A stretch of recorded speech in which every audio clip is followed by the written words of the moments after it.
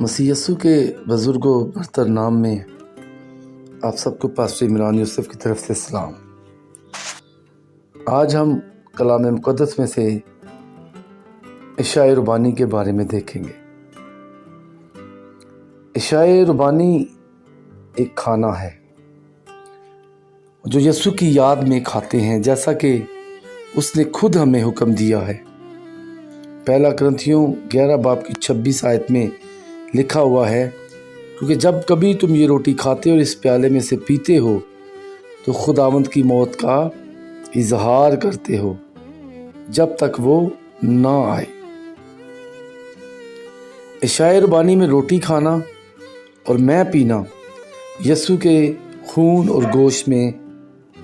शरीक होने की अलामत है। इमाल 2 बाब की 42 आयत में लिखा हुआ है कि इब्तदाई मसीही हर रोज़ रोटी तोड़ते थे। अपने घरों और हैकल दोनों में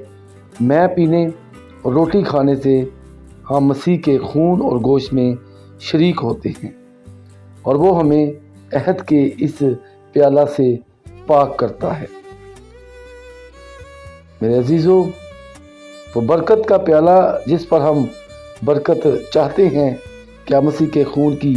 शराकत नहीं? रोटी जिसे हम तोड़ते हैं, क्या मसीह के बदन की शराकत नहीं? पाक इशा में शरीक होने के लिए ये नहायत ज़रूरी है कि हम खुदा और दूसरे मसीहियों के साथ दुरुस्त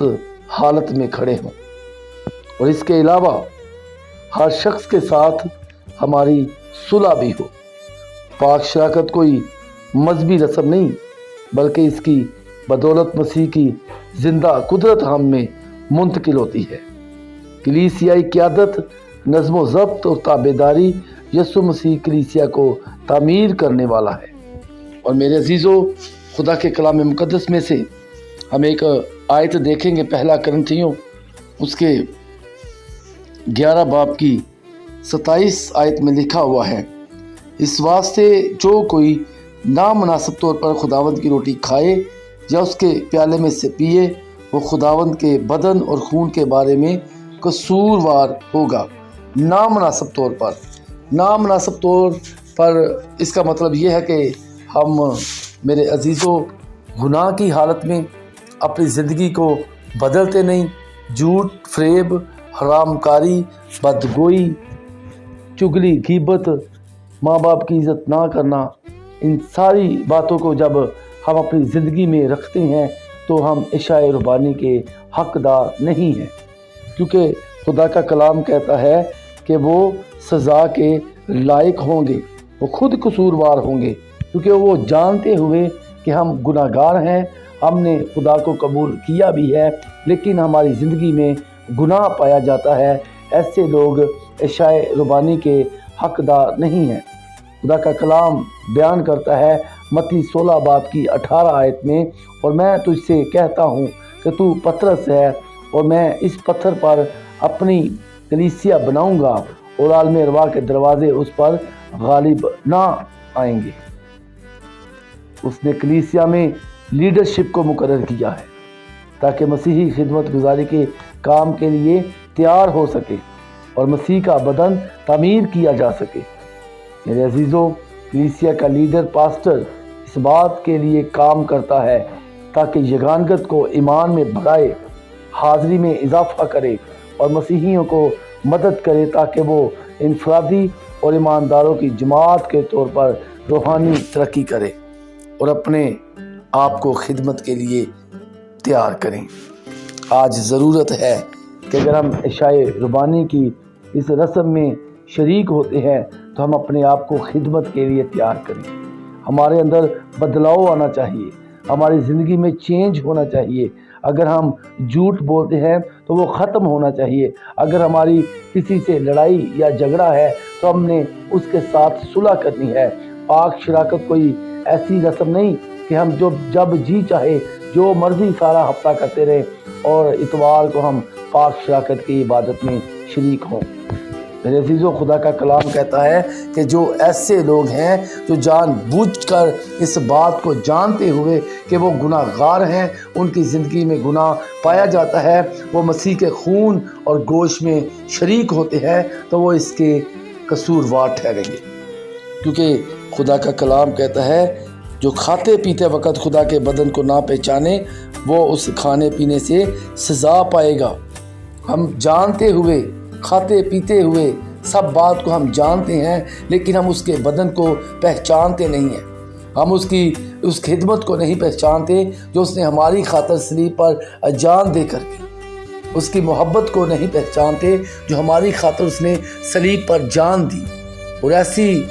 ایسا کفارہ میرے عزیزوں اس نے دے دیا تاکہ ہم بچ جائیں، اور اس کفارے کے باوجود ہم گناہ گار ہیں، اس کفارے کے باوجود ہم اپنی زندگی میں گناہ کو جگہ دیتے ہیں، تو پھر بھی ہم میرے عزیزوں عشاء ربانی کی رسم میں شریک ہو کر اپنے آپ کو قصوروار ٹھہراتے ہیں، کیونکہ ہم جانتے ہوئے بھی اگر اس عشاء ربانی کی رسم میں شریک ہو کر مسیح کے خون اور بدن میں شریک ہو کر اس کے بدن کو لے کر بھی اگر ہماری زندگی میں گناہ نہیں جاتا، اگر ہماری زندگی میں گناہ پایا جاتا ہے، تو میرے عزیزو ہم گناہ گار ہیں، ہم سزا کے لائق ہیں، کیونکہ خدا کا کلام کہتا ہے کہ جو کھاتے پیتے وقت خداوند کے بدن کو نہ پہچانے وہ اس کھانے پینے سے سزا پائے گا، اور ہم نے اس سزا سے بچنا ہے، ہم نے اس سزا سے بچنا ہے، اور ہم نے اپنے آپ کو بدلنا ہے۔ عشاء ربانی جب ہم اس رسم میں شریک ہوں تو ہمارے اندر خدا کا پاک روح پورے زور کے ساتھ کام کرنا چاہیے، تاکہ یہ عشاء ربانی،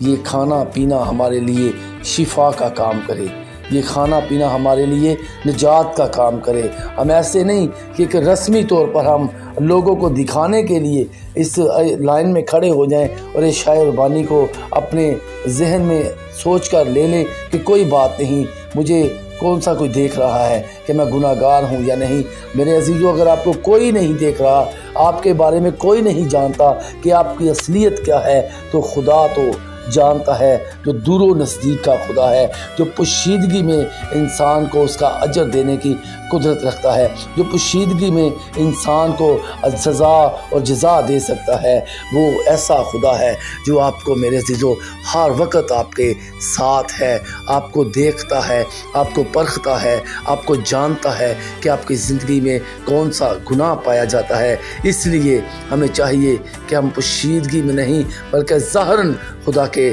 تابع ہو جائیں، ظاہراً اپنے آپ کو اس کے حضور جھکا دے، اور اسے عشاء ربانی کی رسم میں جب ہم شریک ہوں تو ہم مکمل طور پر اپنے آپ کو خالی کر کے اس کے سامنے حاضر ہوں، تاکہ یہ کھانا پینا ہمارے لیے سزا کا نہیں بلکہ جزا کا ایسا حکم کر دے کہ ہم پاک اور صاف ہو کر اس کی حضوری میں جانے والے بن جائیں۔ ہاللیلویہ۔ خداوند اس کلام کے وسیلہ سے آپ کو برکت دے۔ God bless you.